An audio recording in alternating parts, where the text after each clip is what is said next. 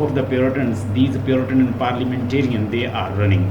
So we see that when they were just controlling and manipulating England, each and every aspect of England, they were controlling them. They were not allowing drama, they were not allowing literature, they were not allowing growth of the culture, literature, philosophy, refinement. They were imposing their own agenda, self-made agenda. The people of England realized that these people are cruel enough, they're not allowing us to have a libertious life. They started calling Charles II, who was with his mother in France. So he influenced from the French government and French literature, art, culture, and everything. And he is staying at the moment in the French, in the France. So what happened? They called Charles II, and when Charles II come to England, he comes with a good kind of army, and there are some supporter as well. So all together they crushed the movement of the Puritans, and ultimately Milton was captured, and lot of other main Puritans, they were captured, even they were executed. Ultimately Puritans government that finished, and after that started restoration period. This is what known as the restoration period. When Charles II comes, Charles II was very a kind of open-minded person, and he is coming from France, and France was a state of the romance and sophisticated people, refined people, developed people. So he has brought a lot of things in England. So when he come back, he brought new kind of literature. The writers, they were there in the England. They meant to say they were the Cavalier poets. There were some Cavalier poets, and Cavalier poets were like that. They were writing for sake of the king, and they were favoring kings, and they were the supporter of the kings. They also went with Charles II. So they were there in France, and along with Charles II, they also come back. So when they come back, they started writing poetry. They exploring new way of writing. They writing more libertitious manner, because Charles II allowed them to open the theatre after around about 10 to 11 years. They once again started performing stage drama and activity like that. And you can come to know the condition of the people. If you people are banned and you are said you are not allowed to watch movie, and you are watching movie about after 20 year, after 12 year or 10 years, what will be your condition? The same way people are now after 10 or 11 year, they are once again starting to start watching like that drama, like the stage activities. They were very motivated. And same way Charles II come back. Charles II, he has brought new literature, new culture, new way of thinking, new kind of life over here. So the writer are over there, and mostly writer like the John Dryden. So this age is dominated by the poet, and he is also critic, one of my favorite, John Dryden. This age is dominated by John Dryden. John Dryden, he was a poet, he was a critic. He brought in English heroic couplet. ये क्या लेकर आया English के अंदर? heroic couplet जो है ये लेकर आया, heroic couplet. और यही जो heroic couplet है, ये फिर उसके बाद इसको पॉप ने यूज़ किया. पॉप जो था इससे इन्फ्लुएंस था, इंस्पायर्ड था. अलेक्जेंडर पॉप का नाम आपने सुना होगा. ये जब हम पढ़ने जा रहे हैं, ये इसके बाद हम पढ़ेंगे Alexander Pope, age of Pope. उसको डोमिनेट, ये इस एज को डोमिनेट ये करता है, रिस्टोरेशन पीरियड को ये पूरा डोमिनेट करता है. ये इसकी एज जानी जाती है. नाम है जॉन ड्राइडन. ये पोएट भी है मैंने बताया, और मैंने बताया क्रिटिक भी है. और इस दौर में क्या लिखा जाता था? इंसानों के ऊपर लिखा जाता था. इंसानों, क्योंकि ह्यूमन बीइंग के ऊपर लिखा जाता था. जो मैन सर इस एज के टाइम बता दे, कहाँ से लेके कहाँ तक ये एज होल्ड करती है, रिस्टोरेशन एज का? सब कुछ बता दूंगा. Let me tell you the background. Everything will be told. Just watch, and if there is important point I will be telling you. Don't worry. So जैसे ही चार्ल्स प्योरिटन एज ख़त्म होती है,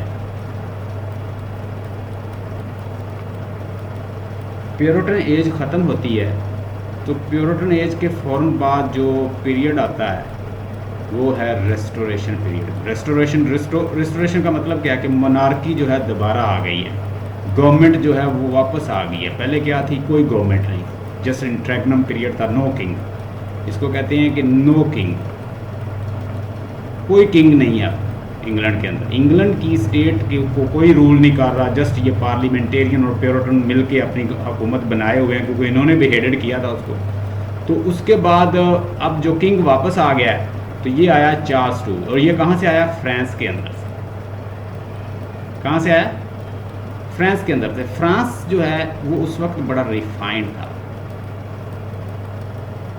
सोफिस्टिकेटेड समझा जाता था। उन लोगों ने काफ़ी तरक्की की थी, राइटर मौजूद थे उनके पास, फिलासफर मौजूद थे। इस एज को मैंने बताया कि जॉन ड्राइडन ने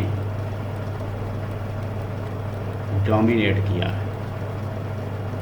रिस्टोरेशन का जो पीरियड है ये तकरीबन चलता है 1660, यानी जॉन ड्राइडन का जो पीरियड है स्पेशली 1631 1700, ठीक है। और इस एज को डोमिनेट किसने किया है, ड्राइडन ने। ये ड्राइडन की एज समझी जाती है, पूरी रेस्टोरेशन जो पीरियड है वो ड्राइडन की एज ही समझी जाती है, क्योंकि मेन पोएट ये था। बाकी जो थे इसके फॉलोअर थे या वो इस लेवल के पोएट नहीं थे। जो ज़्यादा वर्क हुआ था उस एज में कॉमेडी ऑफ मैनर पर।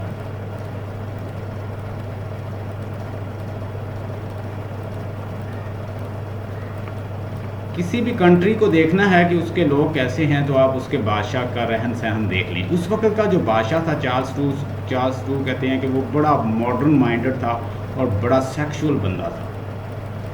इसकी 1000 प्लस कहते हैं कि मिस्ट्रेस थी, 1000 प्लस मिस्ट्रेस थी। मिस्ट्रेस का मतलब समझती कि जो उसने बिलवर्ड बनाई हुई थी वो 1000 प्लस थी। तो मिल्टन भी इस एज में मौजूद था, लेकिन मिल्टन जो था वो छुप छुपा के लिख रहा था। जैसे उसने ऑन ब्लाइंडनेस लिखी है, ऑन द ब्लाइंडनेस, और पैराडाइज लॉस्ट उस एज में लिखी है कहीं छुप के। तो ये उसी को, क्योंकि वो वापस आ गया और वो पकड़ रहा है सारे, तो मिल्टन जो है अपना कथारसिस उस पैराडाइज लॉस्ट की शक्ल में वो देता है। पैराडाइज लॉस्ट क्या है, एक पॉलिटिकल है, ये नहीं देखने को तो वो ऐसे ना, क्योंकि वो प्योरिटन था तो उसने प्योरिटन को ही वहाँ पे रिफ्लेक्ट किया है कि मजहबी थीम रखा है। लेकिन उसके साथ साथ आप ये देखें कि उसका जो उसके बिहाइंड पे जो स्पीचेस चल रही हैं, what though the field be lost, O potentate flower of heavens, once flower once paradise was yours, no it has been snatched. So what is this? This is what he is calling to the Puritan, that you've been having a good government before that, but no, you have lost because Charles II, he is the monarch and he has come back. वो वापस आ चुका है, उसने आपसे छीन लिया सल्तनत। कभी ये सल्तनत तुम्हारी थी, तुम यहाँ पे राज करते थे। तो ये बेसिकली वो हिडन मैसेज दे रहा है, एपरेंट नहीं दे रहा। जॉन ड्राइडन जो है, इसने पहले तो ये खिलाफ था, चार्ल्स I के ये खिलाफ था जब तक वो नहीं था यहाँ पे, और उसके बाद ये उसकी फेवर करने लग गया। बहुत सारे जो पोएट्स हैं उन्होंने अपना जो नुक्ता नज़र था वो बदल लिया, यानी जो पोएट्स जो मकामी गवर्नमेंट है उसके जैसे हो गए। तो जॉन ड्राइडन जो है ये भी तकरीबन गवर्नमेंट के फेवर में रहा और इसको अच्छी खासी उस दौर में सपोर्ट मिली। तो मैंने आपको बताया कि कॉमेडी ऑफ मैनर पे वर्क हो रहा था। कॉमेडी ऑफ मैनर ये बहुत मशहूर था। अच्छा, उस दौर में बड़े कॉमेडीज़ लिखी गई। जो प्ले राइट्स थे वो ज़्यादा किस पे वर्क कर रहे थे, कॉमेडियन वर्क कर रहे थे, कॉमेडी के ऊपर वर्क कर रहे थे। और उसमें क्या दिखाया जा रहा था, उसमें कंट्री साइड एरिया दिखाया जा रहा था, उसमें सेक्सुअलिटी दिखाई जा रही थी, उसमें से घटिया किस्म के सीन दिखाए जाते, लोगों को ज़्यादा से ज़्यादा इस काम की तरफ उभारा जाता। एक सेकुलर स्टेट बना दिया गया इंग्लैंड को। इंग्लैंड वो जो फ्रेंच का जितना भी इन्फ्लुएंस था वो सारा अब कहाँ पे आ चुका है, इंग्लैंड के अंदर उनका लिटरेचर, उनका कल्चर वहाँ पे इंट्रोड्यूस किया जा रहा है। और इंग्लैंड जो है एक उभर कर, यानी एक प्योरिटन स्टेट से अब क्या बन गया, टोटली एक लिबरल स्टेट बन गया, सेकुलर स्टेट बन गया। प्योरिटन्स जो हैं उनको भी उन्होंने इन्फ्लुएंस कर लिया और उनको किस काम पे लगा दिया, फिर यही कामों के ऊपर ये जो सेकुलरिज्म है, तो ये किस एज में ज़्यादा आई है? चार्ल्स टू पे। चार्ल्स टू ने उनको आम माफ़ी तो दे दी, लेकिन उनका कल्चर बदल के रख दिया। चार्ल्स टू का एक भाई था जेम टू, इसकी 1000+ चार्ल्स टू की 1000+ मिस्ट्रेस थी, लेकिन इसके पास कोई वारस नहीं था। तो जब ये इसकी डेथ होती है तो डेफिनेटली इसके भाई ने बनना है उसका वारस। तो जब जैसे इसकी डेथ हुई तो इसका भाई जो है वो जब वारस बनता है या इसकी सीट पे बैठता है, तो 1685 में वो बैठता है, लेकिन वो क्या था? वो था कैथोलिक। जेम टू जो था इसका भाई, वो क्या था? कैथोलिक। अब इंग्लैंड के लोग जो हैं वो कैथोलिसिज्म से पहले ही बहुत खौफज़दा थे, बड़ी लड़ाइयाँ हुई थी, वो नहीं चाहते थे कि दोबारा कैथोलिक यहाँ पे आ जाएं। तो अब ये अच्छी तरह से चल नहीं सका। इसकी जो सिस्टर होती है, जो इसकी बेटी होती है मैरी, और विलियम इसका दामाद जो होता है, वही इसके ऊपर हमला करते हैं और ये बगैर ही लड़ाई के वहाँ से दौड़ जाता है 1688 में। वो प्योरिटन होते हैं, वो इसकी गवर्नमेंट को आके संभाल लेते हैं और बगैर कब्ज़ा किए, बगैर लड़े ही इसको काबज़ हो जाते हैं। तो इसी तरह 1688 पे ये जो रिस्टोरेशन एज है ये एंड हो जाती है। तो इसको राउंड अबाउट यही कहा जाता है कि ये 1688 तक चली है, ठीक है।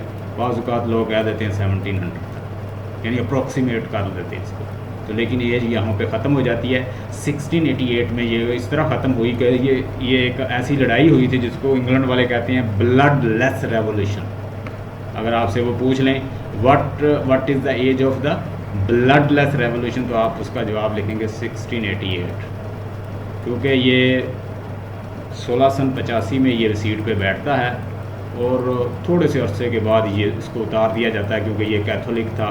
ये आते ही इसने क्या किया, रोमन ये प्रोटेस्टेंट को कुचलना शुरू कर दिया।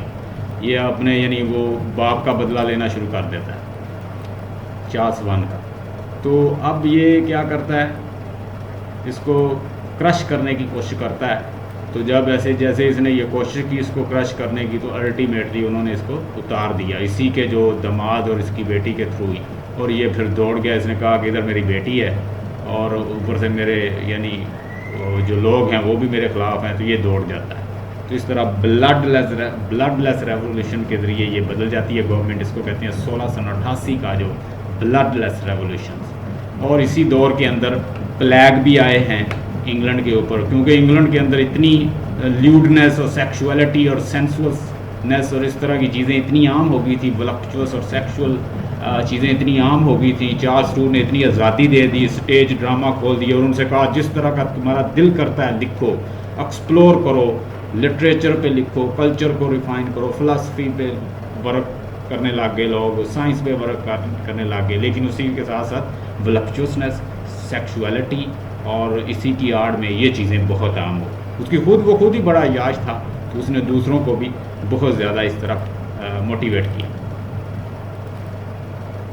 Dear student, today we are going to cover these 3 things: restoration age, writers and work, linguistic MCQ. So these 3 things you will be learning. Restoration age, ये जी नोट कर लें, आयशा आप बल्कि स्नैपशॉट ले लें। 1660 से लेके 1688 तक अप्रॉक्सीमेटली लोग इसे कहते हैं 1700। मैंने आपको एक असाइनमेंट सेंड कर दी है, उसमें सारी डिटेल लिखी हुई है। मैं आपको की पॉइंट बताऊंगा, आप एक दफ़ा पढ़ेंगे उसको, इंशाल्लाह आपको याद हो जाए, क्योंकि मैंने सारे पॉइंट आपको जो बता देने हैं, तो आपने जस्ट उसको रीड आउट करना है। सरसरी आपने बर्ड आई व्यू उसका करना है और आपको समझ आ जाएगी, क्योंकि ये चीज़ें ही मैंने आपको बतानी है, वो उसके अंदर भी वही चीज़ें हैं। इसी तरह मैंने आपको पहले भी बताया था, मैं जो हिस्ट्री ऑफ इंग्लिश लिटरेचर की बुक जो फॉलो कर रहा हूँ, वो टी सिंह की बुक है, a new history of English literature. अगर आप वो पढ़ना चाहते हैं, वो थोड़ी सी मुश्किल है आपके लिए, तो नहीं पढ़ी जाती, तो मैं आपको वैसे ही पॉइंट बता देता हूँ, वो याद कर लिया करें। 1660 से लेके 1688 तक ये रिस्टोरेशन पीरियड है। मैंने बताया इस एज को ड्राइडन ने डोमिनेट किया था। ड्राइडन एक पोएट भी है, क्रिटिक भी है, और इसका फॉलोअर है अलेक्जेंडर पोप जो है, वो इसको फॉलो करता था, इससे इंस्पायर्ड था, ये बात याद रखिएगा। अच्छा, इसकी एज ज़रा लिख लें, ड्राइडन की पैदा कब हुआ है। ड्राइडन इंग्लैंड में पैदा हुआ है 9 अगस्त को पैदा हुआ है, और 9 अगस्त 1631 में पैदा हुआ है, यानी देख लें वो इसी एज के अंदर आ रहा है। ठीक, 1631 में पैदा हुआ है और 1700 में इसकी डेथ हुई, यानी ड्राइडन की डेथ कब हुई है? 1700। तो ये राउंड अबाउट पूरी एज जो है ये कवर कर रहा है ड्राइडन। ठीक है,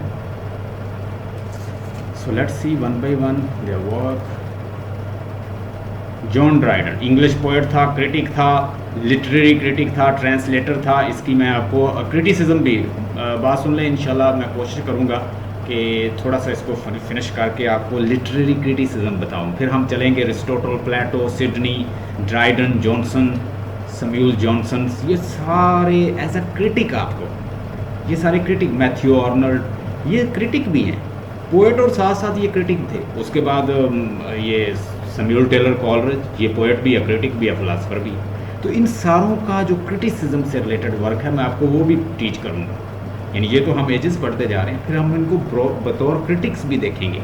वो फिर मैं आपको लेके चलूँगा प्लेटो से, अरिस्टोटल से, ठीक है, सोक्रेटिस को डिस्कस करूँगा, फिलिप सिडनी को डिस्कस करूँगा, उसके साथ मैथ्यू आर्नल्ड को डिस्कस करूँगा, ड्राइडन को डिस्कस करूँगा, पोप को डिस्कस करूँगा, सैमुअल टेलर कॉलरिज को डिस्कस करूँगा, मॉडर्न क्रिटिसिज्म बताऊँगा, रिचर्ड का जो कंसेप्ट है न्यू क्रिटिसिज्म बताऊँगा, प्रैक्टिकल क्रिटिसिज्म बताऊँगा, कैथरीन बेल्से का क्रिटिसिज्म का कंसेप्ट जो बताऊँगा, अमेरिकन का लिटरेचर आपको बताऊँगा। There are lot of thing to cover, बहुत सारी चीज़ें हैं जो कवर करने वाली।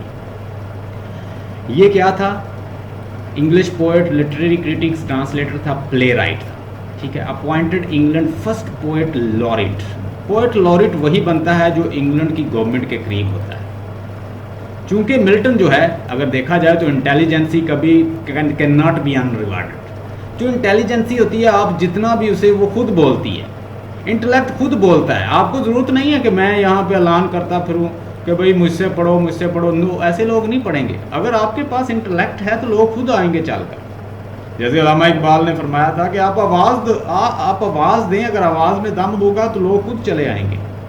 सो दिस इज़ व्हाट मिल्टन जो है उसको बड़ा इग्नोर्ड किया है, यानी he was ignored during the restoration age, लेकिन उसका वर्क जो है वो इन सब से ग्रैंड था। ये पोएट लॉरेट क्यों बना?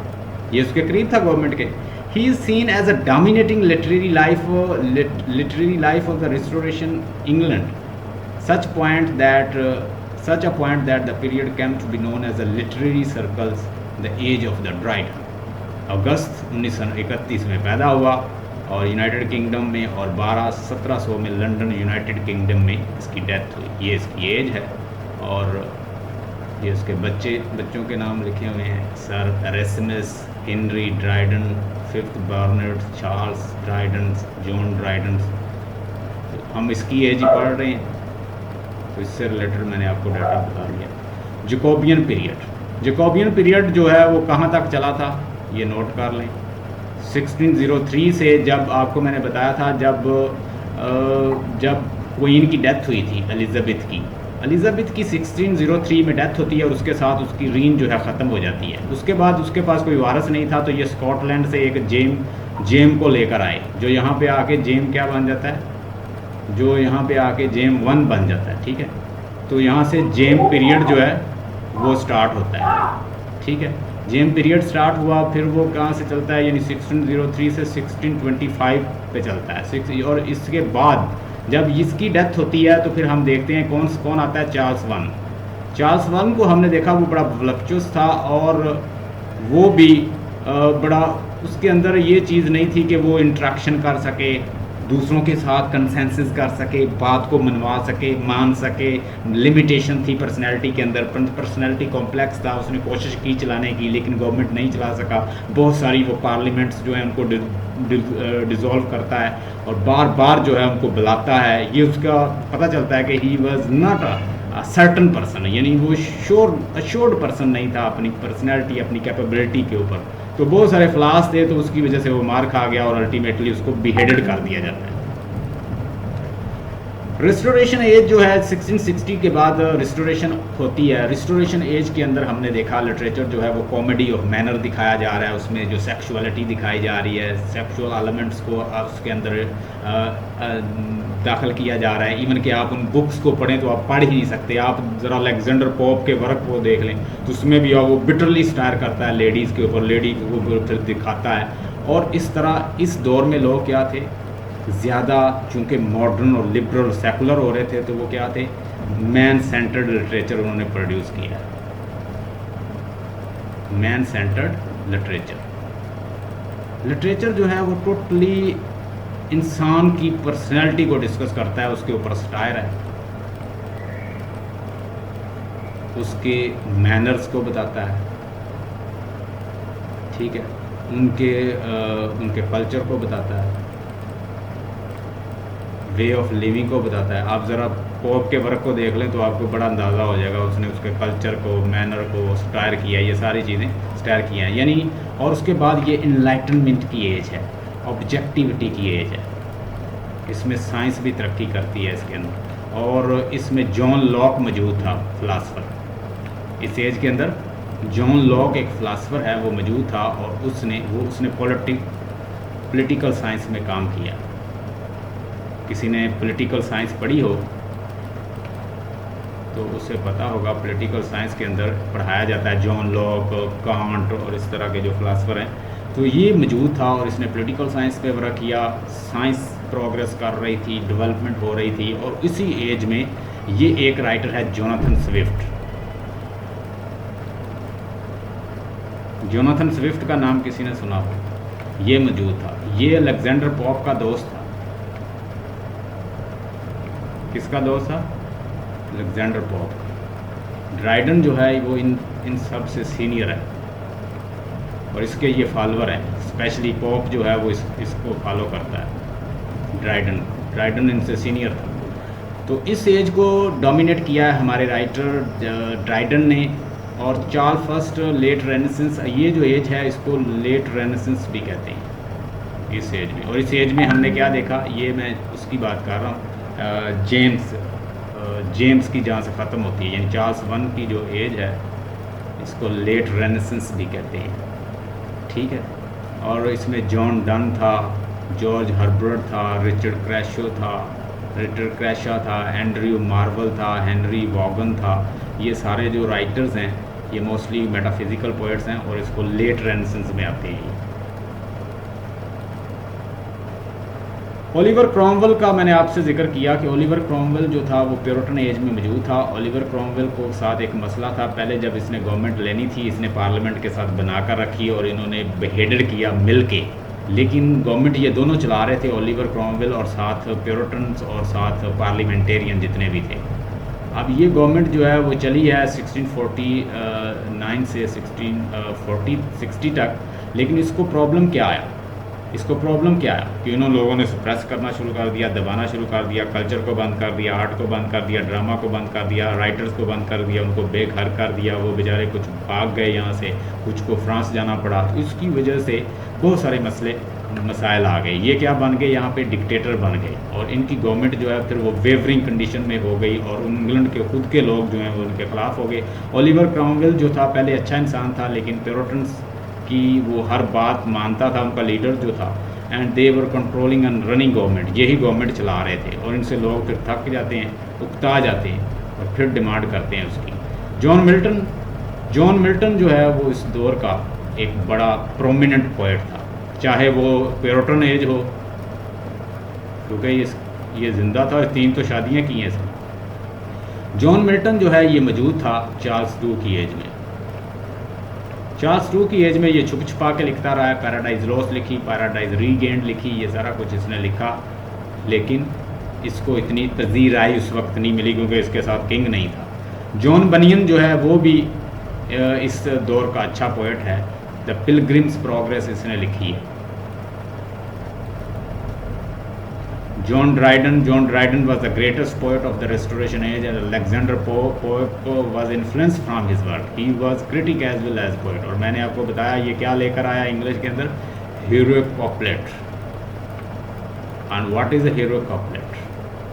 हीरो कॉपलेट ये होता है कि जो लास्ट में दो लाइनें आप पोइट्री के अंदर मिलाते हैं, या पोइट्री की दो लाइन जो होती हैं अगर वो दोनों राइम्ड हो आपस में, अगर दो दो लाइन में लिखते हैं, दो लिखी दो दो दो, वो कहते ना charms strike the sight merit win the soul, तो इस तरह की जब वो पोइट्री करता था दो दो लाइनों की मिला के, ठीक है, तो जब दो लाइनों को मिला के और दोनों को राइम्ड बनाता था, आप ज़रा अलेक्जेंडर पोप के वर्क को पढ़े तो वो क्या था, वो क्लासिकल वर्क को फॉलो करता था, ऑगस्टन एज को फॉलो करता था। उस एज के जो राइटर थे उनको री इन्वेंट किया गया था, री एनालिसिस किया गया था, री ट्रांसलेट किया गया था। उसने अपने दोस्तों के साथ, दो दोस्त थे फैंटम और ब्रूम के साथ मिलकर ओडिसी और एलियड को उसने क्या ट्रांसलेट किया था, तो इसलिए जो है अलेक्जेंडर पोप बड़ा मशहूर हुआ। John Dryden England first poet laureate, और उस वक्त दो पॉलिटिकल पार्टीज जो हैं वो बड़ी मशहूर थी, एक विग, दूसरी कौन मुझे बताएगा, एक विग पार्टी मशहूर थी, दूसरी टोरीज। ये टोरी और विग जो है दो पॉलिटिकल पार्टी थी, ये बड़ी प्रोमिनेंट थी, और पहले जो है ये टोरी पार्टी के साथ होता है, ये टोरी पार्टी का सपोर्टर होता है ड्राइडन। और हमने देखा कि जो जोनाथन स्विफ्ट था उसकी मैंने लाइव पढ़ाई हुई है, अगर आपने मेरा लेक्चर सुनना है तो मैं उसका लिंक जो है इसी की डिस्क्रिप्शन में दूंगा, उसे सुनिएगा।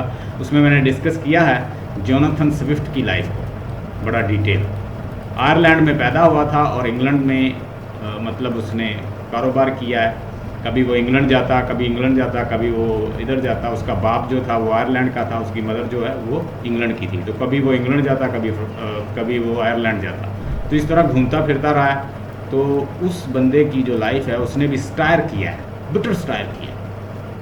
उससे किसी ने पूछा कि वो लास्ट वॉयज में वो कहता है कि याहूज जो हैं वो इतने ख़तरनाक हैं, उनसे इतनी गंदी स्मेल आती है, वो हवस के मारे हुए हैं, यानी एनिमल्स भी। अभी रिसेंटली जो यहाँ पे वाक़या हुआ है, बिलीव मी, ये जो मोटरवे पे कहीं वाक़या हुआ, मैं उसे सुनकर मुझे वो जोनाथन स्विफ्ट याद आता है। उससे लास्ट में कहा जाता है कि तुम यानी जब उसे ऑप्शन मिलती है कि वो याहू के साथ रहेगा या होनम के साथ रहेगा, यानी हॉर्स के साथ रहेगा, तो वो हॉर्स के साथ रहना पसंद करता है। इवन कि अपने घर के अंदर वो बहुत सारे घोड़े पाल लेता है। वो कहता है कि ये इंसान तो मुझे याहू जैसे लगते हैं, हवस के मारे हुए, लस्ट के मारे हुए, सेक्सुअल और डर्टी, ठीक है, डस्ट और डर्ट इनके गंद इनके अंदर भरा हुआ, तो इतने इंसान तो जानवर से भी ज़्यादा ख़तरनाक है। कोई औरत जो है वो अकेली महफूज नहीं है इनसे। तो वो उससे कहता है कि किसी ने कहा कि तुम इतना क्यों करते हो, स्टायर क्यों करते हो, इतना बिटर स्टायर क्यों किया है, यानी तुम इंसानों के साथ तुमने शो किया है कि इंसानों के साथ रहना भी ठीक नहीं है। यानी गलेवर जो है वो अपने घर में भी वो पाल लेता है घोड़े, तो ये क्या शो किया है। तो उसने कहा कि मुझे एक जवाब दें कि अगर आप कहते हैं कि इंसान रैशनल ह्यूमन बीइंग है, तो फिर ये क्यों ये फीमेल का रेप क्यों करता है, ये मुझे बताएं कि लोगों का हक क्यों छीनता है, ये लोगों के ऊपर जुल्म क्यों करता है, ये लोगों की जायदाद प्रॉपर्टी क्यों छीन लेता है, ये लोगों के कंट्रीज पे कब्जे क्यों कर लेता है। उस वक्त ये सारे कॉलोनियल पावर जो है बड़ी पावरफुल थी, ये चार्ल्स II की बात कर रहा हूँ उस वक्त। तो ये सारे जो हैं Dryden, Johnson, Dryden, pope, Jonathan Swift, ये स्टायर की एज के पोएट हैं, और ये इंसानों के ऊपर लिखते थे, कॉमेडी ऑफ मैनर लिखते थे, इंसानों के मैनर को क्रिटिसाइज करते थे, और इसी से प्रोमिनेंट हुए। जॉन लॉक उस दौर का बड़ा प्रोमिनेंट एक पॉलिटिकल फिगर आप कह लें कि पॉलिटिकल फिलासफर था। इसने पॉलिटिक्स के ऊपर बहुत वर्क किया है। नाम है जॉन लॉक, इंग्लिश फिलासफर है। John Locke most famous work is an essay concerning the human understanding. एक फिलासफर है कांट, इमैनुअल कांट उसका पूरा नाम, जर्मन फिलासफर है। अगर आपने नहीं पढ़ा तो कभी मौका मिले तो उसे पढ़िएगा। उसने कहा कि इंसान का जो इल्म है मोरालिटी का, मोरालिटी, फिलासफी, कहता है इल्म जितना भी है वो जस्ट एक इल्म है, लेकिन इंसान एवेल्यूएट होता है अपनी अटेंशन से। और मैंने बड़ा इसके ऊपर गौर किया। वाकई अगर इंसान मोरालिटी से अच्छा होता है, मज़हब से अच्छा होता है, तो यार इतने पढ़े लिखे लोग जिन्होंने कुरान पाक जो पढ़ा रहे होते हैं वो भी जुल्म कर रहे होते हैं। जुल्म नहीं करते, उसने कहा कि अगर आपने अच्छा बनना है तो इस पे अमल करें, अपनी टेंशन को अच्छा करें, इनको रिफाइन करें। आप 5 वक्त की नमाज या हज या ज़कात ये सारे काम करने से कोई आपकी अटेंशन ठीक नहीं हो जाती, या आपने बहुत ज़्यादा किताबें पढ़ ली हैं, ये तो किसी गधे के ऊपर भी किताबें लाद दें तो वो भी वो कोई इंसान नहीं बन जाएगा। तो आपको क्या चाहिए, इंटेंशन पे वर्क करना। उसने कहा your philosophy, your knowledge of your philosophy, psychology, morality and